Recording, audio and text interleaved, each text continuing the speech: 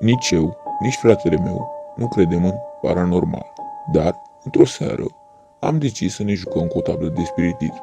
Nu s-a întâmplat nimic, așa că am aruncat tabla și paharul în tomberon. Într-o seară, cam la 3 săptămâni după, eram singur în sufragerie, fiind singurul treaz din casă, când, dintr-o dată, au niște pași de deasupra mea. Nu i-am dat mare importanță, pentru că m-am gândit că e mama mea care se duce să fumeze o țigară. Puțin mai târziu, am zis să mă urc sus să mă culc. Ca să înțelegeți, lângă scări este o oglindă mare. M-am mutat în ea și am văzut o umbră care se apropia de mine. Am fugit cât de repede am putut la mine în cameră și, în acea dimineață, i-am spus tatălui meu ce s-a întâmplat. El a râs și mi-a spus că ar trebui să nu mai stau până seara târziu treaz pentru că îmi face rău. La câteva zile distanță am fost trezit de fratele meu care îmi spunea că aude un râs care vine din dulap. Cum m-am uitat la dulap, ușa lui a început să se deschidă, iar lumina a început să se aprindă și să se stingă.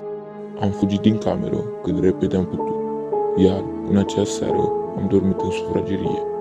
După 2 zile de dormit în sufragerie, ne-am gândit că am putea să dormim la noi în cameră, ținând cont de faptul că un preot ne-a sfințit casa cu o zi în urmă, dar ne-am înșelat, pentru că pe la ora 2 am început să auzim bătăi în perete și un râs sec din dulap.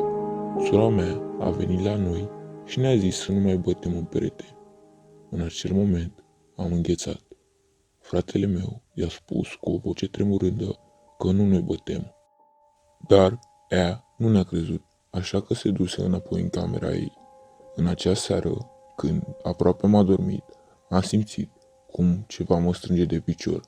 Am deschis ochii și am văzut cum ușile dulapului erau larg deschise, iar aceeași umbră pe care am văzut-o cu câteva săptămâni în urmă stătea la picioarele mele. Am încercat să-l trezesc pe fratele meu, aruncând cu o pernă în el, dar perna a fost blocată de un fel de perete invizibil. După aproximativ 3 minute, fratele meu se ridică și începe să vorbească într-o limbă ciudată, gen engleză, spaniolă și franceză, doar că toate deodată. După ce termină de vorbit, cade pe podeam. Am rămas încremenit. Am încercat să mă mișc, să vorbesc, dar nu puteam, eram blocat.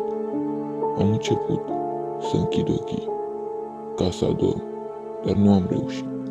Așa că am așteptat să răsară soarele. Când soarele a răsărit, am putut vedea cum umbra intră înapoi în dulap și cum fratele meu este urcat înapoi în pat de o forță invizibilă. Vă rog, vă implor, ajutați-mă. Am încercat tot, am aruncat dulapul, am schimbat toată mobila din cameră, dar nimic. Vă rog, vă implor, nu-i mai suport.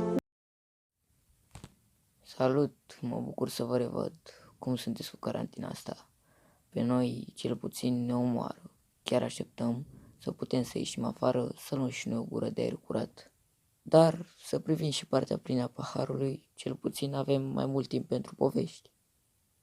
Și am și o întrebare în legătură cu povestea de azi. Voi ce ați face în locul personajului principal?